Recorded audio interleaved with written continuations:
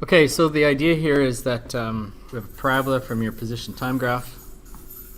What we want to do is try to analyze this and get information that is useful for us about velocity. So we know one thing we can do is we could look at the starting and finishing points, and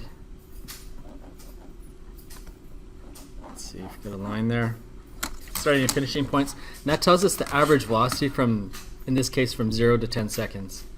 But it's probably not very useful information. Let's suppose we're kind of more interested in what's happening in this area around 5 seconds. Giving me the average from 0 to 10 isn't going to help because it starts off at 0 and at 10 seconds it's going a lot faster. So the idea here is we could actually maybe try looking at points that are kind of closer, like maybe look at the time between 2 seconds and 8 seconds.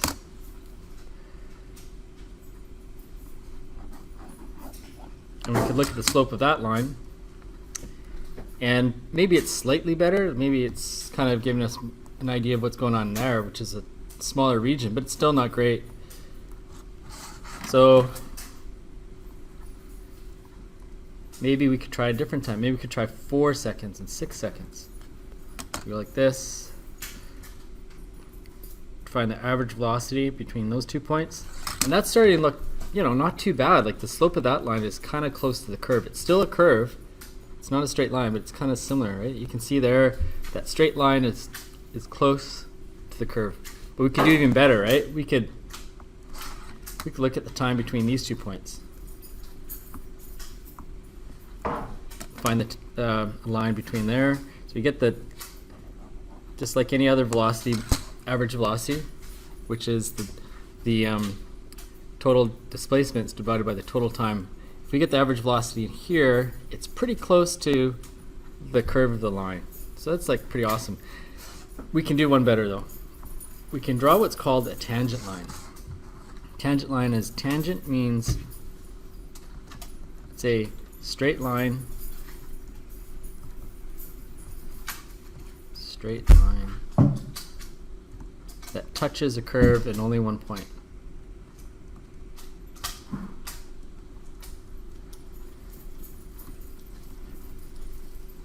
Which is supposed to be only.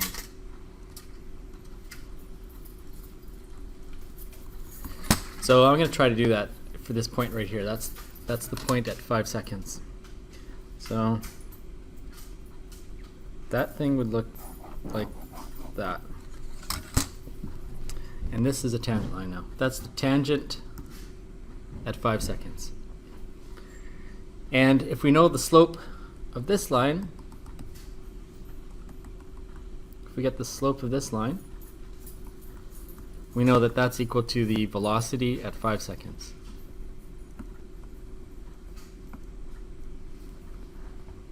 And we can use that idea to find all sorts of different tangents and slopes, so we can get all sorts of velocities. Let me copy this image, see if I can copy this image, and we can do another one. Actually, I'll just erase and do it over again. So we have one tangent line. We could also say find a tangent line at there, which is around, what is that, 1 second. So I could find a line that touches the curve at only 1 point. So this again is a tangent line. If I find the slope of it, slope is just rise or run, so I can, like that. If I can measure that, that's my delta x there. This is the delta t there. And v at that particular point at 1 second is delta x over delta t, using those numbers for that slope. A lot of times when students are first trying this stuff and they can draw a tangent line, but the question is, well, like let's suppose we're going to find a tangent line here. And they say, well, how do I know when to stop and start my tangent line? Like, should I do that? Should I draw it a little bit further? Like, maybe make it even bigger? What should I do? And in fact, because these are straight lines, these tangent lines are straight lines, the slope does not change. So you can actually draw that tangent line as big or small as you want, and it'll always give you the same slope. So I do just something like this, and you could find the tangent line there, find the slope of that, and you get the velocity. That one will give you the velocity at 8 seconds. And you can keep going. You can find a tangent line here to get the velocity at 9 seconds. You can find a tangent line here, get the velocity at 3.5 seconds. So by doing, like, say, if you take your graph from last class and you draw, say, 5 or 6 tangent lines. So like this is at 1 second. This one is at 3.5 seconds. This one's at 5 seconds. This one is at 8 seconds, and this one is at 9.5 seconds. You could make a new table or add on to your other table, time and velocity. So we have 1, 3.5, 5.5, 8, and 9.5.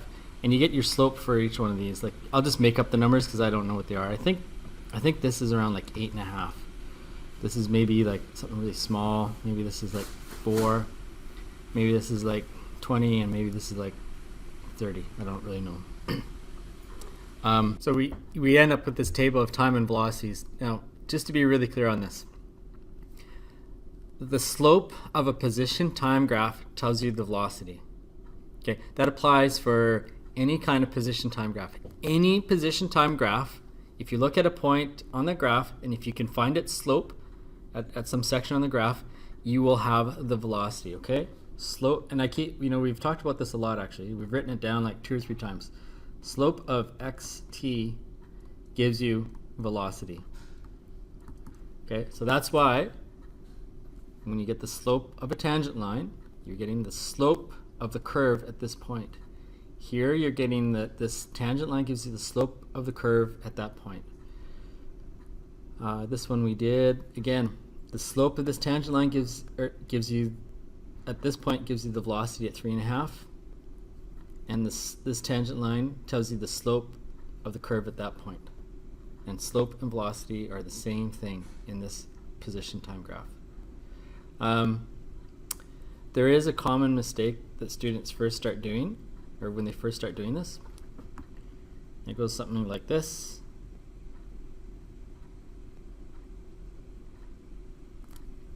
If they want to find the slope here, I've seen a lot of the students, they go, oh, okay, I'm just going to go like this. I'm going to join these 2 points. That's not what I'm doing, okay? It's actually pretty close. To be honest, you'll get kind of the same thing, but the concept, that's not the concept. If you want to find the velocity at this point, you need to find the slope at that point. If you want to get the slope at this point, you have to draw a tangent line. And it's almost the same, but it's, you look something like this. It's just touching it at one spot. Okay. And I think that's kind of, oh, and just in case other people, like, just exaggerate to show you a line that is not a tangent would be something like this. That's not a tangent line because it touches the curve at 2 spots. There's actually only, if you're going to say, look at this point here, there's only one line that will touch it at only one spot. And that's this guy. It's a little bit off. Let's try this. If you rotate, if you rotate that line at all, if you rotate it like this way a bit or this way a bit, it'll actually intersect with the curve in 2 spots. The tangent line is the only line that'll touch this spot in 1 point, and it is the slope of the curve at that line, which is the velocity of the curve at that point.